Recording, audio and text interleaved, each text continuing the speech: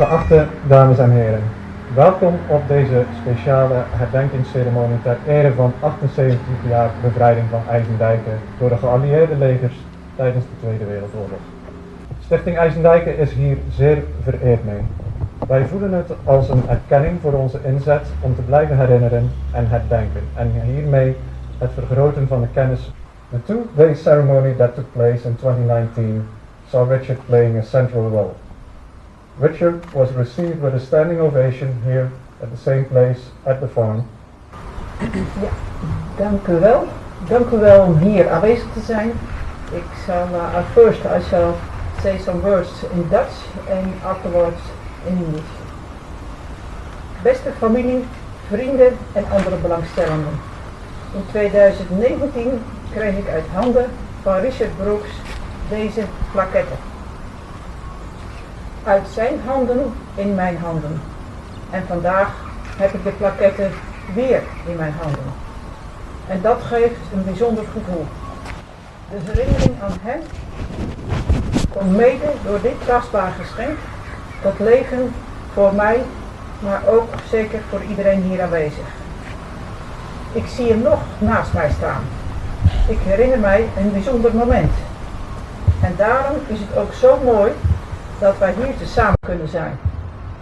Samen om de as van hem de plek te geven die hij heeft gekozen, maar ook heeft verdiend.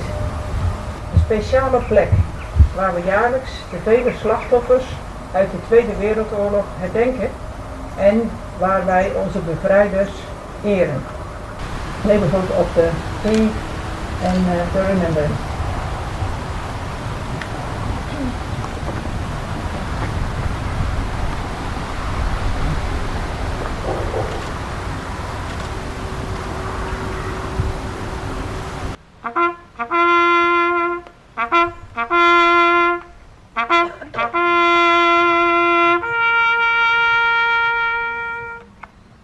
I would now like to ask Jim Speckman of the Royal Engineers to come and say a few words. Due to a tragic accident on the 20th of October 1944, 42 British and Canadian soldiers lost their lives on these fields. They died for our freedom. The joy of seeing liberated people was tempered by the realization for the first time of what a terrible thing occupation must have been, and the hardship did not end with liberation. I would like to start by thanking everyone for the support they have given myself and Ian over the years, and I think this is now the time to bring it to a close, as the survivors of this tragedy are now all past. Margaret searched for many survivors and as was possible, he came across the family of Sergeant Martin Regan, who is represented today, who turned out to have such an amazing life to persuade him. I remember standing here 3 years ago in 2019 alongside Richard. It took us a while to get him to come here, but he eventually agreed alongside his daughter Susan. Also a group from Eisendiger, Anton, Francis, Jos and Andrea, which was a really enjoyable day. I represented the Royal Engineers group at his funeral as it was during COVID, and it was limited to the amount of people that was there. Such a sad day. On behalf of the family of Richard Brookes, I would like to ask Sue and Alex to. I would like to read out some words from Richard's grandchildren first. Our granddad Richard often spoke of fate. Those matters beyond our control that determine the path we take and the future we may have. The effect of fate was very real to him. He knew the young men you see in the black and white photographs. He had good friends whose lives were cut short because of fate. His fate throughout World War II was significant. Joining up in 1940, mentioning his Dunkirk. The birth of his son and the leave he was given stopped him going off to the Far East. It meant a different path was set for him. Grandad would be part of D-Day and the liberation of Europe. Fate was the shell fired at Le Havre that damaged his tank and meant he wasn't able to advance with the rest of his unit. Fate meant he witnessed what happened here at Eisendyke in 1944. Grandad spoke of coming back and was so lucky to do so in 2019, meeting wonderful people and being able to visit the farm was important to him and to us as his family. He wished his ashes to be scattered here, in this faithful place, a place of beauty and peace, and now to be with the friends lost so many years ago.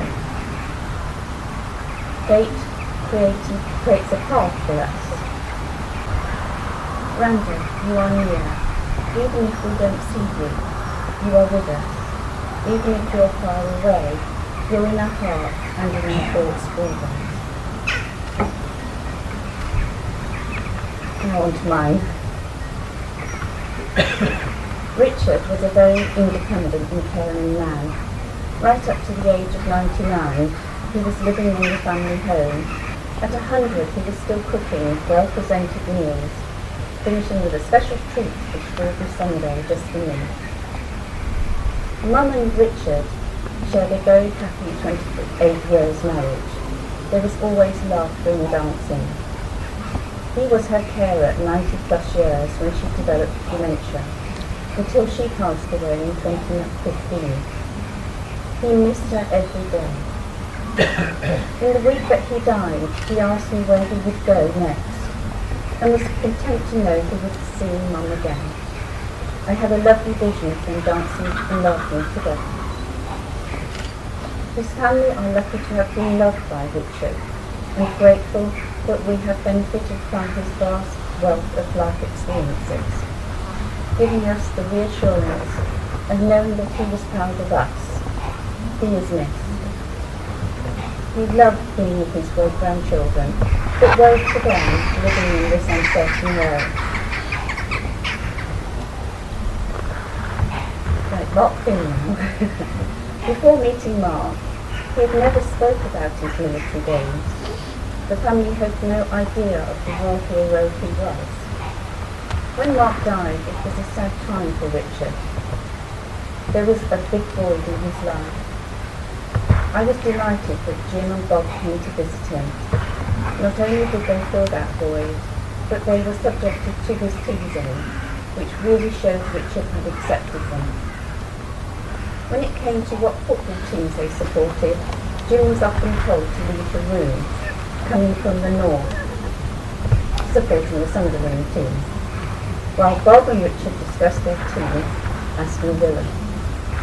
Credit goes to them in giving Richard back his youth and for giving him the opportunity to come back to Holland, or should I say Netherlands, to relive those special and unique friendship bonds.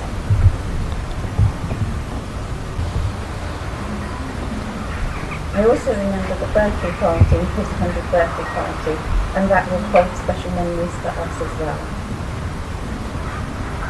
And I feel it's a perfect time to now hand over to Alex to relive that special time and the welcome we witnessed during Richard's last time in the Netherlands.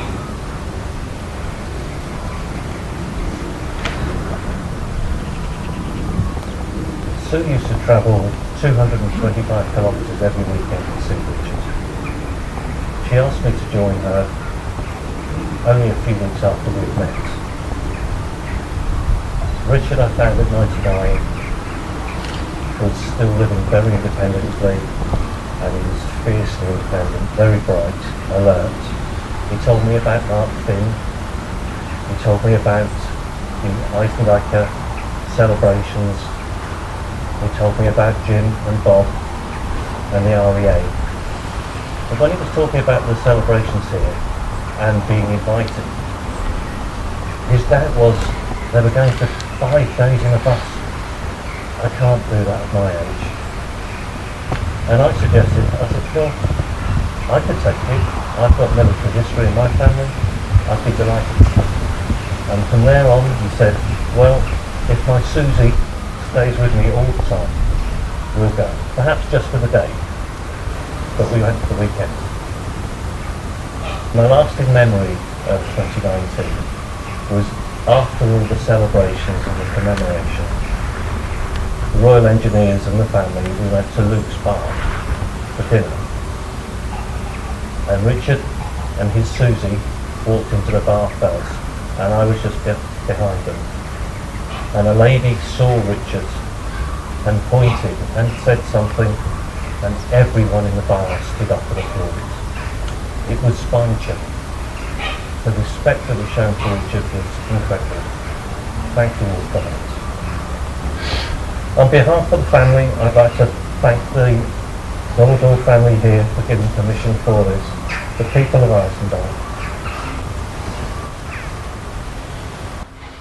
Thank you for those beautiful words. I would now like to ask Diederik to play a song, and next will be followed by Ian reading the names of the people that are following.